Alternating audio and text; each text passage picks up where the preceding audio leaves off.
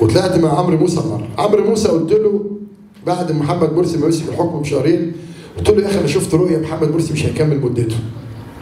قال لي زي مش هيكمل سنه، كان لسه الراجل موجود. وان عبد المجيد محمود هيرجع في الرؤيه يعني. فتاني يوم كلموني بتوع قناه الناس الاخ عبد الله على الهوا كده، قال لي هو انت حلمت فعلا؟ قلت له انا هكذب؟ شفت رؤيه محمد مرسي مش هيكمل مدته ومع عبد المجيد محمود هيرجع. قال لي طب مش ممكن نغير حته محمد مرسي دي؟ قلت له انا هنفنن في الاحلام، دي رؤيه خلاص شفتها مع صناديق الفجر شفتها، اشمعنى عبد المجيد محمود عايز تفوتها؟ قلت له لا المهم رؤيه. مع اسامه كمان قبل شهر من ما يمشي محمد مرسي قلت له الرئيس السابق محمد مرسي، فاتخض كده قال لي لا قصدي حضرتك. قلت له لا والله الرئيس السابق. قلت له خلاص ماشي. قال لي زي قلت له رؤيه برضه. اي حاجه زي عادل امام في فيلم اللعبه مع الكبار، رؤيه محمود الجندي اللي بيقول لي. لما جيت طلعت مع احمد موسى بسوء حظ الدكتور محمد مرسي الرئيس السابق، هو طبعا ايام ما كنا في مجلس الشعب انا مطلع ابنه من المعتقل. كان اعتقل ولا انا طلعته. طلعت مرتين مع احمد موسى، اول مره كان في خطاب لمحمد مرسي 4 والاربع اللي بعديه الاربع الاسود بقى اللي ماشي بعديه على طول. فانا كان عندي لقاء مع بعض قيادات القوات المسلحه، طلبوني وقالوا لي انت بتطلع في التلفزيون بتتكلم احنا مع الشعب ومنحازين للشعب، بس الكلام ده بيني وبينك يعني ما تقولوش لحد. حاضر.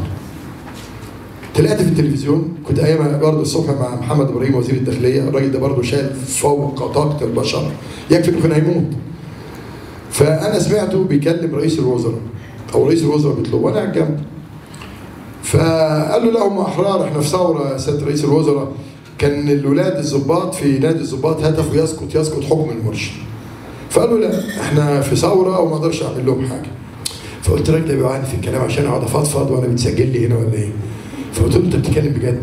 قال لي بتكلم بجد. وانا قلت للدكتور محمد مرسي بجواب رسمي، قلت له لا احمي مقرات حزب حريه وعداله ولا هحمي جماعات الاخوان المسلمين ولا هضرب طلقه ولا هضرب طوبه في حد من المتظاهرين.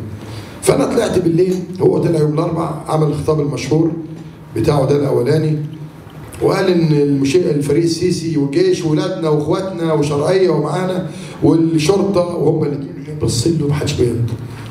فانا طبعا ما ببالش في بقلي فولي. طلعت بالليل مع احمد موسى قلت له لا الجيش معاه ولا الشرطه معاه والاثنين هينضموا للشعب. قلتها بجد كده خلاص هعمل ايه؟ هم يعني قالوا سر بيني يعني ما تدينيش السر خالص، ابقى اقول على طول. هو لو كان ذكي كان خد باله من اللي انا قلته. يعني هو الراجل ده لو ذكي كان خد باله، لان هو اتفرج يعني ليا صديقه في نفس الوقت كلمني وقال لي هو اتفرج على